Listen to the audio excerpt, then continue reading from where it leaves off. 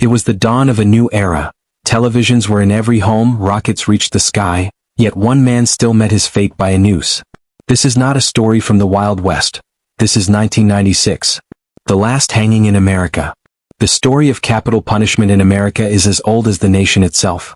From the moment European settlers arrived on these shores, the idea of justice was deeply intertwined with the notion of retribution. In the early colonial period, punishment wasn't just about law, it was about morality, religion, and control. Society believed that severe crimes demanded severe consequences. And in those days, the most severe consequence of all was death. Public hangings were once a familiar spectacle in town squares and open fields. They weren't hidden behind prison walls. They were community events. Men, women, and even children gathered to watch justice unfold before their eyes. The crowd believed that witnessing punishment would discourage sin and crime. The condemned would often be given a final chance to speak, confess, or warn others not to follow their path. These public executions were part theater, part warning, and part moral ritual. In the 1600s and 1700s, the death penalty was applied for a wide range of offenses, some of which would seem shockingly minor today. Crimes like theft, witchcraft, blasphemy, or even disobedience to parents could lead to the gallows. Each colony had its own laws, often shaped by religious beliefs. The Puritans, for instance, saw execution as not only a punishment for the body but also a purification of the soul. Death, in their view, could save the condemned from eternal damnation. As America moved toward independence, its justice system began to evolve, yet the principle of capital punishment remained deeply rooted. The Founding Fathers debated justice and liberty, but few questioned the legitimacy of the death penalty itself. It was considered a natural part of the moral order, a deterrent against chaos in a growing society. The Constitution would later allow it, provided due process was followed. By the 19th century, however, the country began to change. Urbanization, industrialization, and social reform movements all forced Americans to reconsider the meaning of justice. The spectacle of public hangings was gradually seen as barbaric and counterproductive. Reformers argued that such events hardened the hearts of spectators rather than inspiring morality. States began moving executions behind prison walls, away from the public eye. The act remained the same, but the message was shifting, from moral theater to state duty. Still, hanging remained the dominant method. It was seen as simple, inexpensive, and effective. But even as technology advanced, questions arose about humanity and decency. Was there such a thing as a humane execution? Could a civilized society justify killing its own citizens, even in the name of justice? These questions grew louder with every botched hanging, every visible suffering, and every moral awakening. The late 1800s brought a new era, the age of electricity. When the electric chair was introduced in 1890, it was hailed as a more modern and civilized method of execution. Hanging, once seen as swift and honorable, began to look outdated and cruel. States raced to adopt the new technology, believing that progress even extended into the realm of death. The gas chamber followed in the early 20th century, promising a scientific, painless end. But history would show that even these methods often failed to deliver what they promised. By the mid-20th century, the national conversation about capital punishment had reached new levels of complexity. The civil rights movement, the rise of psychology, and growing faith in rehabilitation rather than retribution began to reshape American thinking. Many believed that society could evolve past the need for state-sanctioned killing. Others argued that justice required it, that certain crimes demanded the ultimate penalty to preserve moral order. The 1970s marked a pivotal turning point. In 1972, the U.S. Supreme Court temporarily halted the death penalty in Furman v. Georgia, ruling that existing practices were arbitrary and inconsistent. It was a moment of reckoning. America, for the first time, had to question whether capital punishment could coexist with its ideals of fairness and human rights. But just 4 years later, in Gregg v. Georgia 1976, the court reinstated it, declaring that with proper guidelines the death penalty could still stand. This legal back and forth revealed the deep divide in the nation's conscience, between justice and mercy, between tradition and progress. As states resumed executions, they sought newer, cleaner methods. Lethal injection emerged in the 1980s as the supposed solution, a medicalized, efficient, and less visibly violent procedure. The noose, the electric chair, the gas chamber, all began to fade from use. They became symbols of an older, darker America, one that many wanted to leave behind. And yet, hanging never entirely disappeared. In a few states, it remained an option, buried deep in legal codes, rarely chosen but never fully erased. It was a relic, an echo of another age, waiting quietly in the background of American law. Some argued it should remain as a choice for the condemned, while others saw it as an embarrassment, a reminder that progress in justice is never as complete as it seems. By the 1990s, the United States stood as a modern superpower, leading the world in technology, medicine, and democracy. But deep within certain state prisons, the machinery of the past still lingered. The rope, the scaffold, the trapdoor, all were still ready if ever needed. In a time of satellites and space exploration, the image of a man standing on a gallows seemed unthinkable. Yet it was this clash, between modern civilization and ancient punishment, that would soon define one of the most haunting moments in American history, the last hanging. In the long, haunting history of American executions, one name stands out, not because of fame, not because of wealth or power, but because he marked the end of an era. That name was Billy Bailey. To some, he was a murderer. To others, he was a man trapped in the past, both a symbol and a shadow of America's struggle with justice. Billy Bailey was born in Delaware in 1947, a time when the nation was rebuilding from war and embracing modernity. But his childhood was far from stable. Raised in poverty and chaos, his early years were shaped by neglect, alcoholism, and violence. Those who knew him described him as a man who never really found his place in the world. Trouble followed him from an early age, petty crimes, alcohol abuse, and a deep sense of anger toward the system that he believed had failed him. By the 1970s, Billy's life had spiraled. He was no longer just a troubled man, he was a hardened criminal. In 1979, everything changed. One quiet December evening, Bailey walked out of a work release center in Delaware where he was serving time for assault. He didn't return. Instead, he crossed into a nearby rural community and made his way toward a farmhouse owned by Clarence and Gilbert Lambertson, two elderly brothers in their 70s. What happened next would shock the entire state. According to court records, Bailey entered the Lambertson home carrying a stolen revolver. The details are grim. Both brothers were beaten and shot in their own living room. It was a brutal, senseless act that shattered a peaceful community. When police found the bodies, the brutality of the scene left no doubt. This wasn't a robbery gone wrong. It was cold, deliberate violence. Billy Bailey was captured shortly afterward.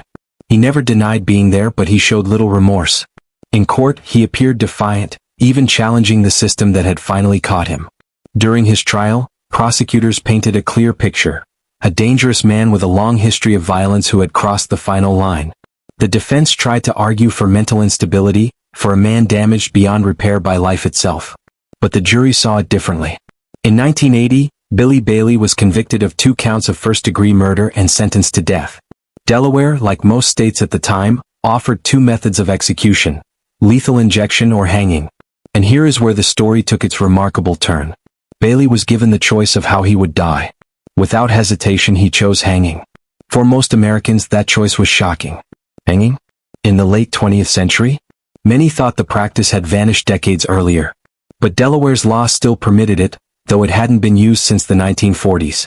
Bailey's decision wasn't just about defiance, it was a statement. He reportedly said he wanted to go out the old-fashioned way. Whether it was pride, rebellion, or dark humor, no one could say for sure. But that decision would etch his name into history. The legal process dragged on for years. Appeals came and went, but none could overturn his sentence. Activists and human rights groups protested, calling the method of execution archaic and barbaric. They argued that the state was about to revive a punishment that belonged to a darker century. Delaware's courts, however, upheld the decision. Bailey had chosen hanging, and the state was bound by law to honor that choice.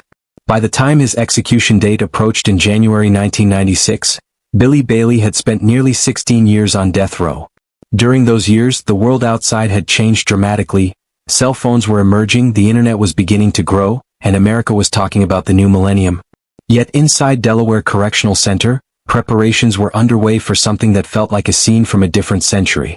Prison officials dusted off the old gallows, a wooden structure stored away for decades.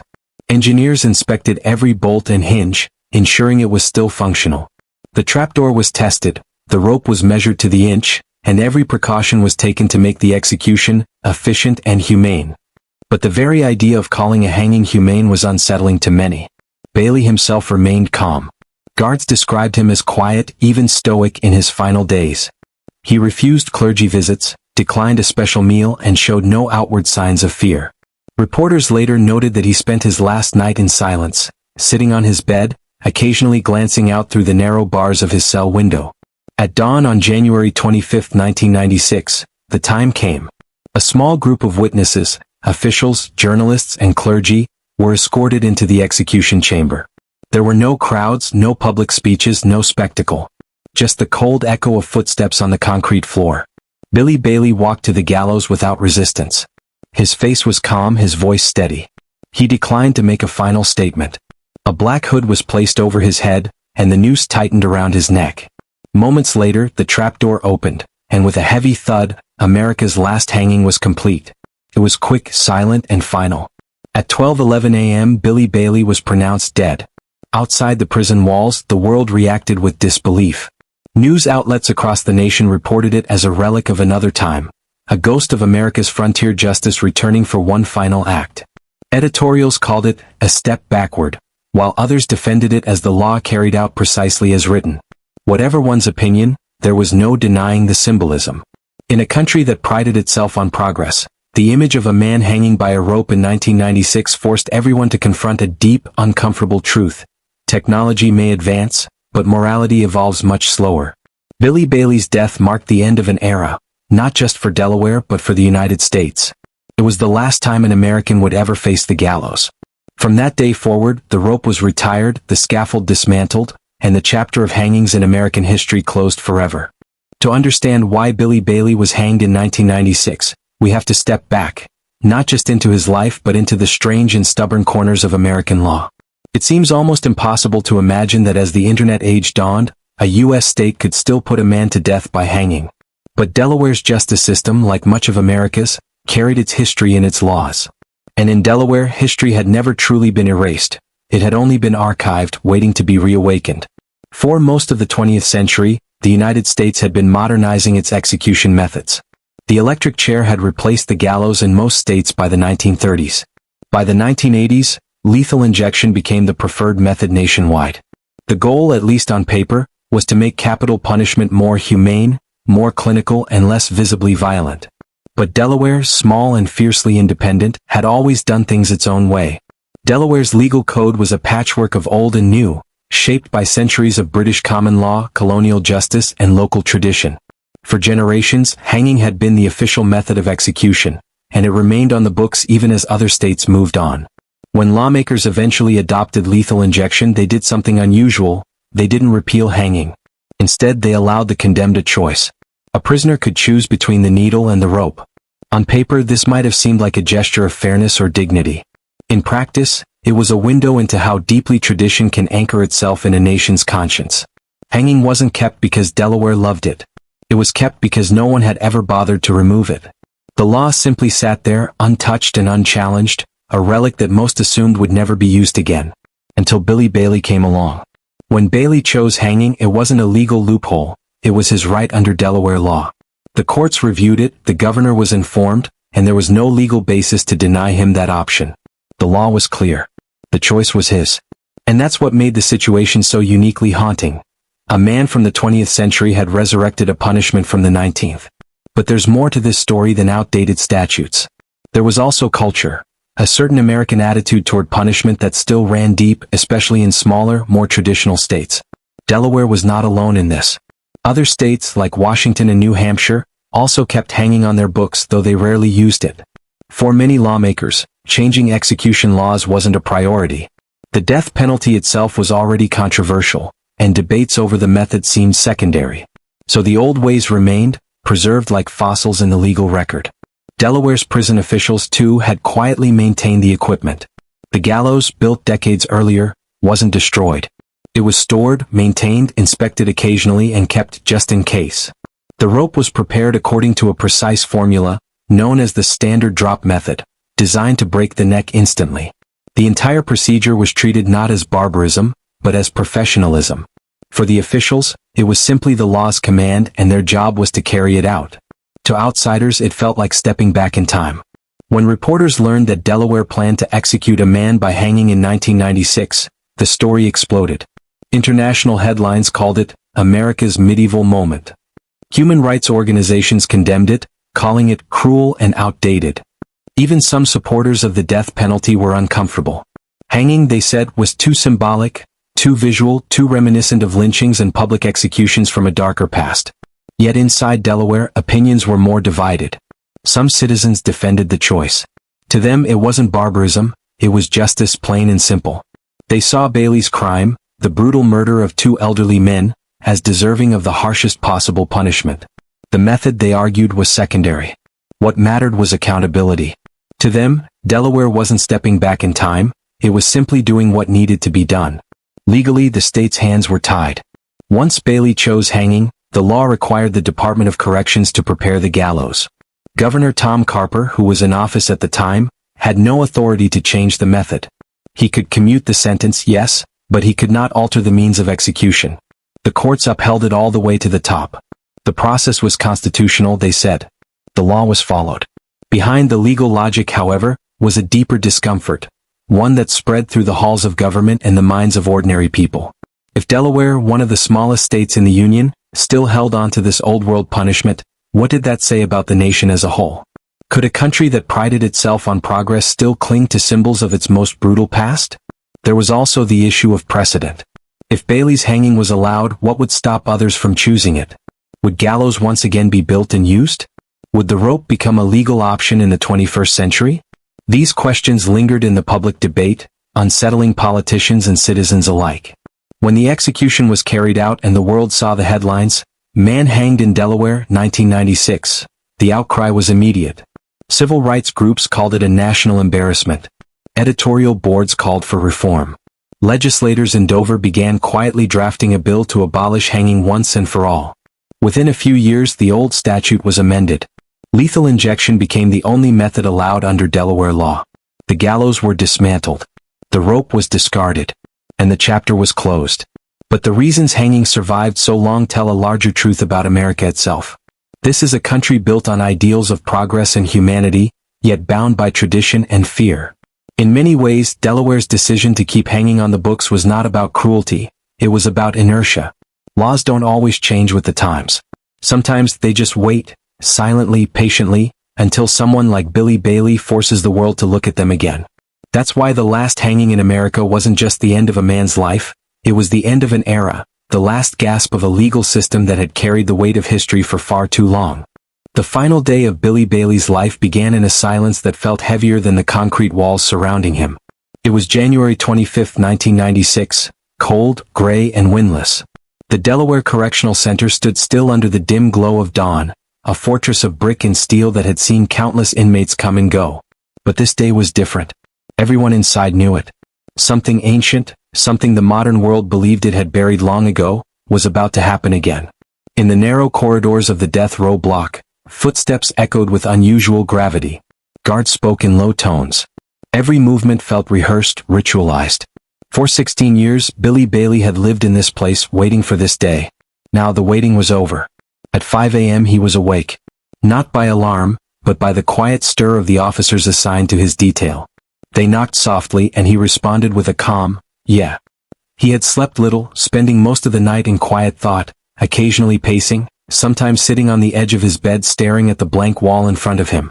He refused a special breakfast, requesting only coffee, black, no sugar. Prison officials followed procedure meticulously.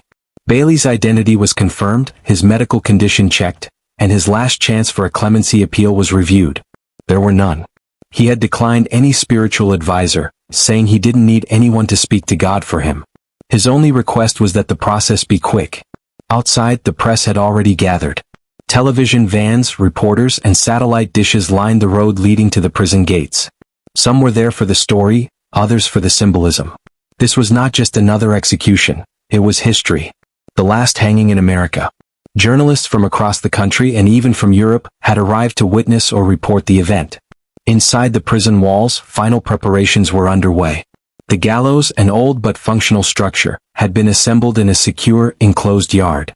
The wood was sturdy and clean, freshly tested by engineers to ensure precision. Every measurement, the rope's length, the height of the drop, the weight calibration, had been calculated with mathematical accuracy. Officials insisted on professionalism. If they were to hang a man in 1996, it would be done correctly. At 11 p.m., the witnesses were brought in. A small group of about a dozen people, including journalists, state officials, and clergy, were escorted into the chamber. There was no public audience, no open courtyard, no spectacle like in the old days. Everything about the process reflected a modern society struggling to distance itself from the act it was about to perform. A short distance away, Bailey sat in a holding cell. He had been given a clean uniform, simple gray prison clothes, and had spoken briefly with his attorney earlier that evening. When asked if he wanted to make a statement to the press, he declined. "They already said what they wanted," he reportedly muttered. His voice was steady, his expression unreadable. There was no plea for mercy, no apology, no anger. Just stillness. At 12 a.m. the guards came for him. Bailey stood, stretched slightly, and nodded. His hands were cuffed behind him as they led him through the final corridor, the last mile, as it was once called in old prison slang. The hallway was narrow and silent except for the sound of boots on concrete. At the end stood a heavy door. Beyond it, the gallows waited. When the door opened, a cold draft swept through. The witnesses watched as Bailey emerged, calm, expressionless, and upright. The execution team guided him up the short set of wooden stairs. He did not resist. His steps were steady, deliberate. At the top, he was positioned over the trapdoor. The executioner, whose identity was kept secret as per tradition, stood behind him. A black hood was placed over Bailey's head. The rope, thick, pale, and coiled like a relic of another age, was fitted snugly around his neck. Every movement was methodical, practiced. "Billy Bailey, do you have any last words?" the warden asked. There was a brief pause. The witnesses held their breath. From beneath the hood came a calm, flat voice. "No." Those were his final words, just one syllable, one sound, and then silence. At exactly 12:11 a.m., the lever was pulled. The trapdoor fell open and gravity did the rest. There was no sound except the creak of the rope and the soft thud of the wooden platform. A physician stepped forward, checked his pulse, and nodded. The time of death was recorded.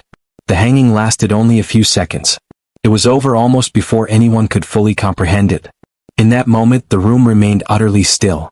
The witnesses, some seasoned reporters, others officials who had seen executions before, were struck not by the violence but by the weight of history. They had just seen something that no American would ever see again. It felt both final and out of place, like watching a ghost step out of the past. Outside, the prison lights glowed faintly against the night sky. The reporters rushed to file their stories, and within hours headlines around the world carried the same haunting words. The last hanging in America. In the days that followed, debates erupted across the country. Was it justice or cruelty? A lawful act or a moral failure? Some called it the ultimate punishment carried out with dignity. Others called it a national disgrace. But no one could deny what it represented, the last physical link to a method that had defined American punishment for centuries. The gallows was dismantled soon after. The rope was destroyed. The site of the execution was sealed off and later repurposed. Delaware quietly amended its laws to remove hanging as an option forever. And yet, for those who were there, that night would never fade. They described it not as gruesome but as surreal, a collision between two eras, one ending where another had long since begun. The air of finality was undeniable. America had crossed a threshold. The rope, once a tool of justice, had become a symbol of the past, a reminder of how far the nation had come and how long it had taken to let go. When the news broke on the morning of January 25, 1996, it spread faster than anyone expected. Television anchors across America read the same line with disbelief. Billy Bailey, the last man to be executed by hanging in the United States, was put to death early this morning in Delaware. To most Americans, it sounded like a story from another century. Hanging? In 1996? This was the age of the internet, not the frontier. People were more familiar with digital screens than gallows, yet the state of Delaware had just carried out an execution using a method that belonged to the pages of history. The shock was immediate and polarizing. Within hours, newspapers and talk shows ignited with fierce debate. Some saw it as justice served. Others saw it as barbarism reborn.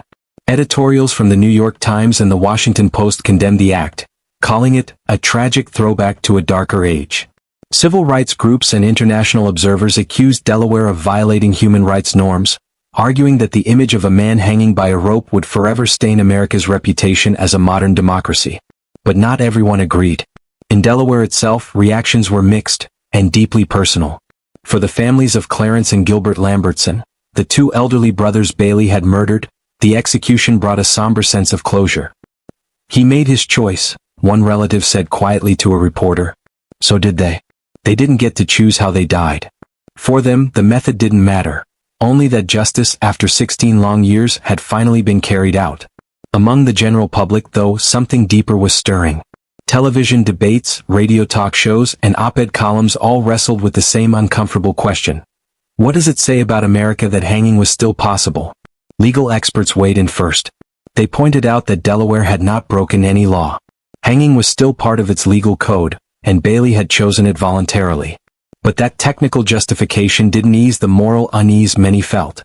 If the law allowed something so outdated, what else might it still permit? For some, it revealed the inertia of justice, how slow the system was to evolve, even when morality had already moved forward. Human rights organizations like Amnesty International issued statements denouncing the act as cruel, degrading, and unnecessary. They argued that no matter how swift or precise, hanging was symbolic of an age when the state's power over life and death was performed in public view.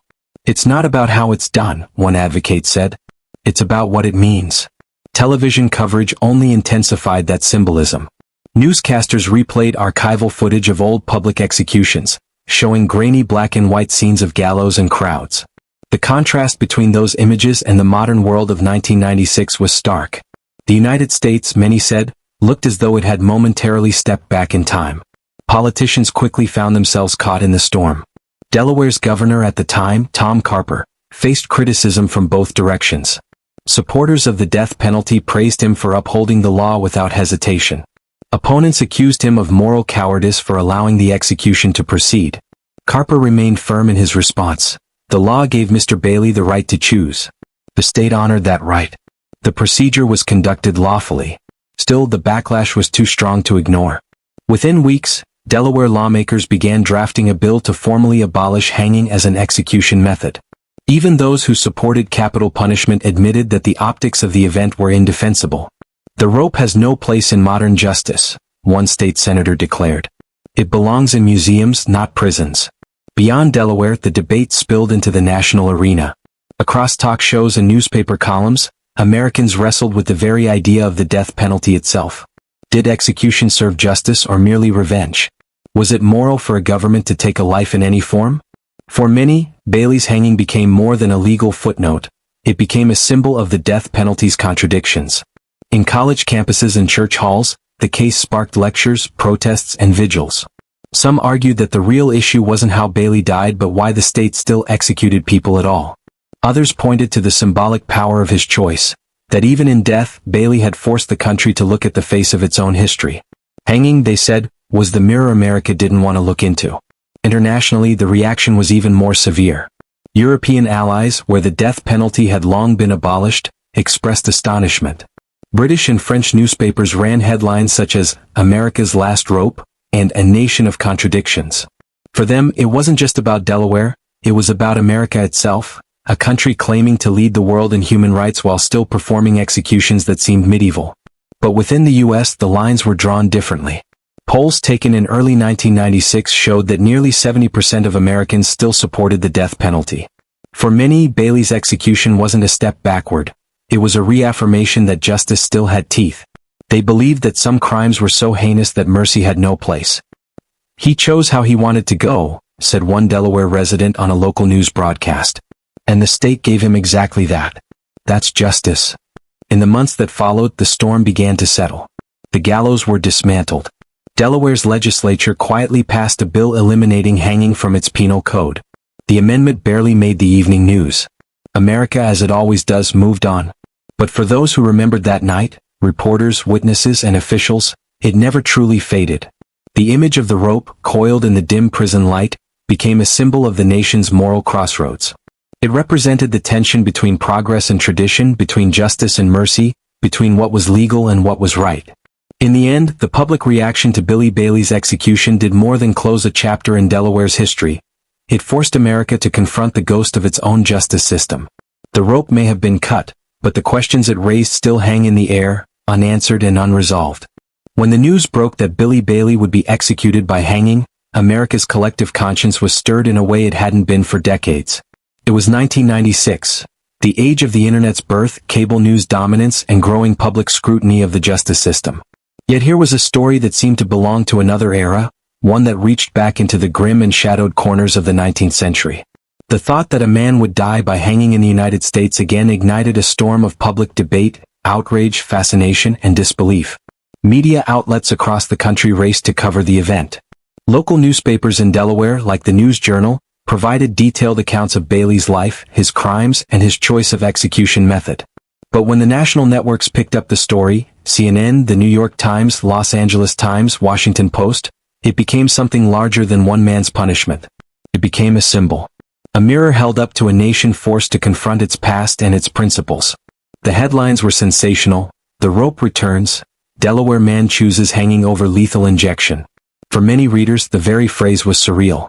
Hanging, a punishment long associated with the Wild West, with public squares and frontier justice, seemed grotesquely out of place in the modern world. Reporters drew parallels between Bailey's execution and the last hangings of the 1960s, trying to trace how this ancient form of punishment had survived into the late 20th century. Talk shows and radio hosts debated endlessly. Was this justice? Or barbarism dressed in legality? Public opinion fractured almost instantly. Some saw Bailey's choice as an act of rebellion, a deliberate attempt to shock the system, to force America to see what execution really meant. Supporters of capital punishment argued that it didn't matter how he chose to die. What mattered was that justice was being served for the brutal murders he had committed. They pointed to the suffering of the victims' families, saying that closure, however painful, was long overdue. To them, Bailey's hanging was a statement of law and order, not cruelty. But others were horrified. Civil rights organizations, human rights activists, and religious leaders denounced the decision to allow hanging as an option. The American Civil Liberties Union, ACLU, issued statements calling it a cruel relic of a darker past. Amnesty International condemned the act as a step backward for a nation that claims moral leadership. Letters poured into Delaware's governor's office from across the country and even overseas, urging clemency or at least a switch to a more humane method. Yet, legally and morally, the state's hands were tied. Bailey had exercised his right to choose. Television crews gathered outside the Delaware Correctional Center in Smyrna as the execution date approached. Bright camera lights cut through the cold March air, while reporters delivered live updates about the security measures, the time of death, and even the mechanics of the gallows. It was a spectacle wrapped in solemnity, a nation watching not because it was curious about Bailey, but because it was curious about itself. Could this really happen in modern America? Inside the prison there were no cameras, no audience. Only a handful of witnesses, state officials, journalists, and spiritual advisors, were allowed to attend. Yet their written accounts later painted haunting pictures. They described the quiet stillness before the lever was pulled, the sound of the trapdoor, and the heavy silence that followed. No one cheered. No one spoke. The gravity of what had just occurred weighed on everyone in the room. Even the most hardened journalists admitted that the scene felt unreal, like something from a bygone age. When the execution was over, the media coverage intensified. Television commentators debated morality, historians explained the legal evolution of hanging, and ethicists discussed whether the state's right to kill should still exist in a civilized society. Newspapers filled their editorial pages with essays both defending and condemning the act. Some readers wrote in to say that Bailey had chosen his fate, and that the method was irrelevant. Others argued that the very existence of that choice reflected a failure to progress as a nation. One aspect that fascinated journalists and the public alike was Bailey's reasoning. Why had he chosen hanging over lethal injection? Some speculated that it was defiance, a final act of control in a system designed to strip him of it. Others believed it was about dignity, that he saw the rope as a swifter, more certain end than the slow drift of chemicals through his veins. Psychologists weighed in, analyzing his interviews and court transcripts, calling it an expression of fatalism, a man facing death on his own terms. But regardless of motive, the image of a noose in the 1990s was shocking enough to force every viewer and reader to confront the brutal reality of capital punishment. Outside Delaware, the story rippled across the country. In coffee shops, classrooms, and dinner tables, people talked about it. Some states quietly reviewed their own execution laws, realizing that hanging was still technically legal in their codes. Others reaffirmed their commitment to modern methods. But in every discussion, one truth emerged. America was not as far removed from its past as it liked to believe. 4 weeks after the execution, the media revisited the story, using it as a lens to explore the larger issue of the death penalty in America. Was this the end of an era? Or merely a reminder that eras never end neatly, they fade, one act at a time, into history? Bailey's death became a metaphor, a closing bracket on a chapter of American justice that had been written in blood and iron, rope and law. Even years later, documentaries, podcasts, and history programs would return to that night in Delaware. They would show images of the gallows, the last rope, and the last man to face it. For some, it symbolized justice served. For others, it marked a moral regression. But for all, it forced a reckoning, a moment to ask not only what happened but what it said about the nation that allowed it. When the trapdoor fell beneath Billy Bailey in 1996, it wasn't just one man who met his end, it was an entire chapter of American justice quietly closing. His execution by hanging marked the final time that method would ever be used in the United States. But what made it so haunting wasn't only the act itself, it was what it represented. It was a moment when modern America came face to face with the ghost of its past, a reminder that progress, no matter how advanced, can never fully escape its own shadow. In the years that followed, Bailey's hanging became a symbol for both sides of the capital punishment debate. To supporters of the death penalty, it was the law carried out exactly as it should be, swift, deliberate, and final. Bailey had committed horrific crimes, cold-blooded murders of two elderly men during a drunken rampage, and justice, in their eyes, demanded the ultimate consequence. His death was not a spectacle, it was the conclusion of a moral equation. For them, his choice to be hanged was irrelevant, it was his punishment, not the method, that mattered. But for opponents, that image, a man standing on a gallows in 1996, was impossible to defend. It felt archaic, almost medieval. The noose became a symbol of regression, of cruelty disguised as legality. Civil rights leaders, human rights activists, and many religious organizations condemned it as barbaric.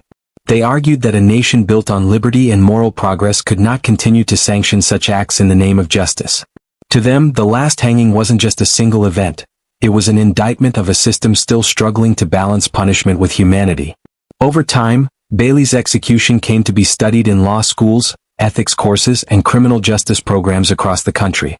Professors would play clips of old news broadcasts, read from court transcripts, and ask their students a simple question. What does justice mean in a civilized society? The answer was never simple. For some, it was accountability. For others, it was mercy.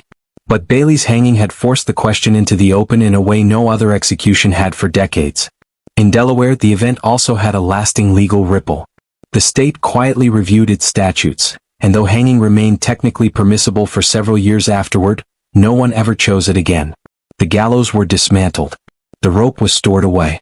The wooden platform, once built for a purpose, became a museum artifact, preserved as a relic of a justice system that had evolved beyond it.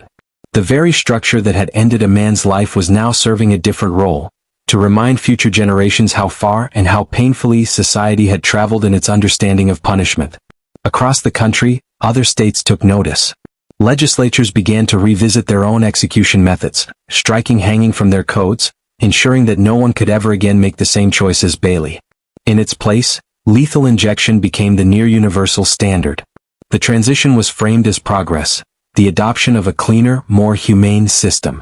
Yet even that idea would soon be challenged as reports of botched injections and prolonged suffering began to emerge. Once again, America was forced to confront an uncomfortable truth. There is no such thing as a truly humane execution. Historians would later point out that Bailey's hanging represented more than just a procedural footnote. It was a cultural turning point.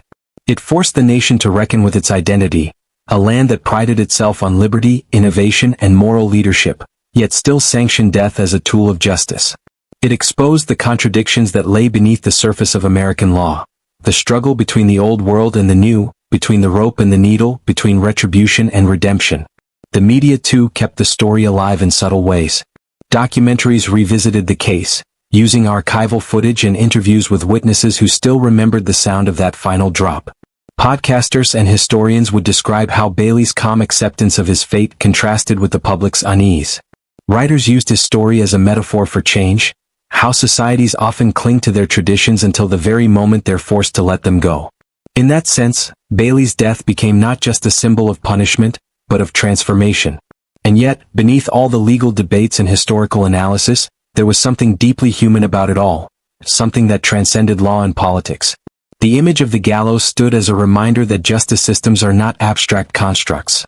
They are mirrors of the societies that create them. The way a nation punishes its wrongdoers reflects what it values most: vengeance, redemption, or compassion. Bailey's hanging forced America to look into that mirror and ask whether it liked what it saw. In the years that followed, public support for the death penalty began to waver. States started to abolish it altogether, citing moral, ethical, and practical concerns.